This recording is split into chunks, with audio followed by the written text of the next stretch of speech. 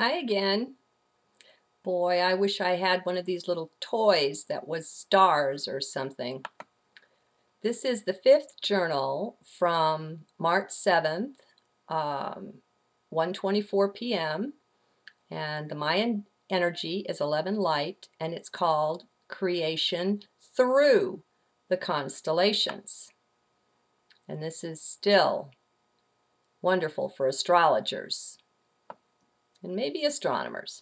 Okay, constellations, 4 winds, astrology, and 4 faces of God continued. See the previous journal entry if you want. So, the divine perspective on things is the reverse, almost the mirror image of our earthly view. That actually makes a certain amount of sense, even if it is way challenging to take in. For those who haven't already mastered any astrology or the like, it won't be a problem. You don't have anything to unlearn. Just try later to go learn the mundane variety, though. You'll be in for it then. You know, it's kind of like some people say the physical dimension is like a negative image, like from a photo of the divine. Kind of like that. So, the astrology lesson continued in the Haich book, Initiation. The high priest, Phahotep, actually indicated that it was due to the constellations and to their energy, which he said was fairly and accurately represented by the zodiacal signs, Leo, Gemini, Libra, etc., which created both the earth and all that's on it. So he said the energy of these constellations got together, and the creation was the result of it. Now, I'm taking a pause for station identification, and I say, 1, that Initiation is a most powerful book whose lessons definitely qualify as wisdom, capital W, and 2, that no matter the mechanism, this doesn't kick God out of having created everything, okay? So, please be in heart. Do what you can to set various beliefs and opinions aside, at least for the moment. They'll still be there if you want them back later. But try to listen openly, though, because this lesson packs a powerful punch, and I want you to get it. Okay, pause over. Now, the teaching is that the energy of each sign is well and truly in each item and element of manifestation, every physical thing. All are saturated. All share a form of identity with the constellations. Thus, the constellations and the signs that represent them are much more than symbolic. They truly share the energy of those things that they quote-unquote rule. Okay, that part of the lesson was also pretty hard to swallow. Come with me here. To get to the depth of this, you must accept, at least for the moment, that the book, Initiation, is a most powerful book that truly shares with us some of the ancient wisdom.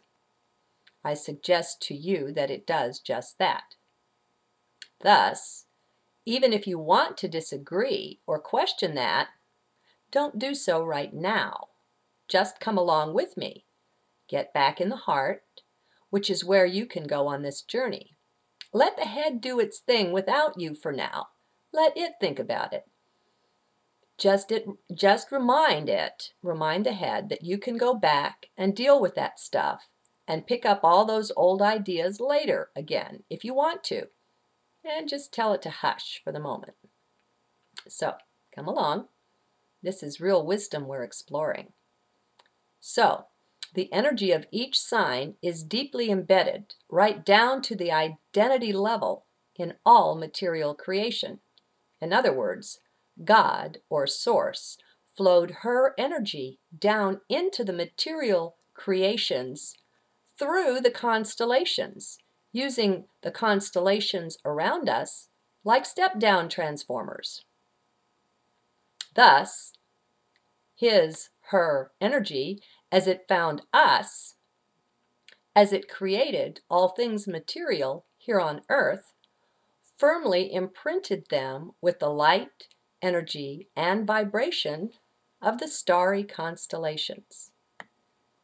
Just be with that for a few moments. It's really deep, but it's even way deeper in the book. Did I say, by the way, that it's free for the download on scribed, scribd.com? Go get it. Okay, now, this makes the signs and the constellations more hugely important than even the serious astrologer may have ever contemplated. Let that in. Let it settle a bit. Are you ready? Okay. Let's take it the next step.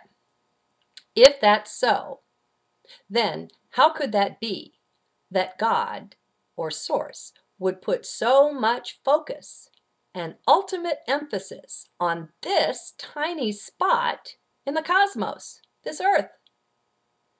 I'm not one who thinks that man is the only divine creation, the only life form around, and so the cosmos is well peopled and insected with beings.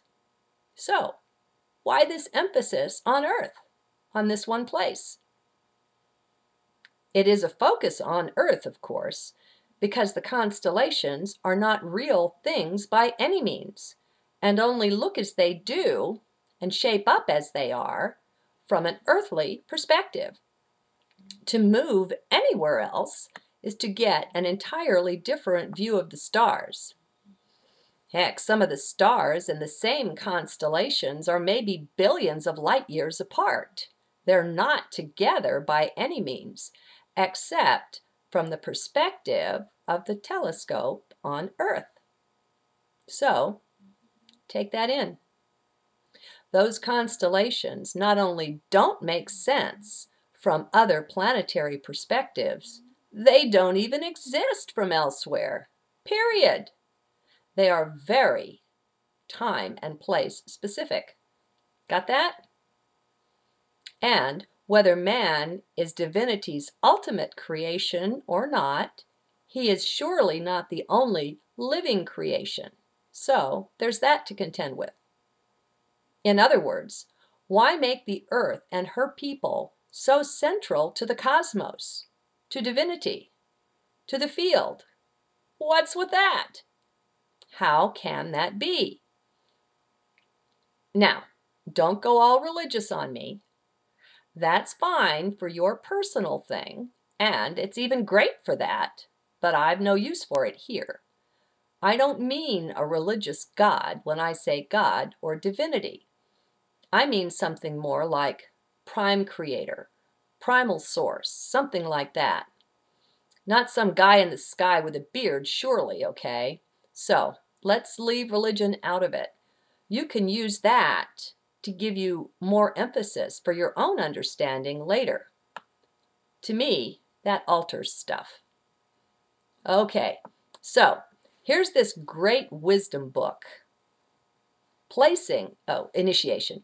Placing this massively huge, as in total divine focus on this planet, these local constellations.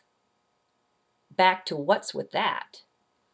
I can tell you, it made me question the validity of the whole book.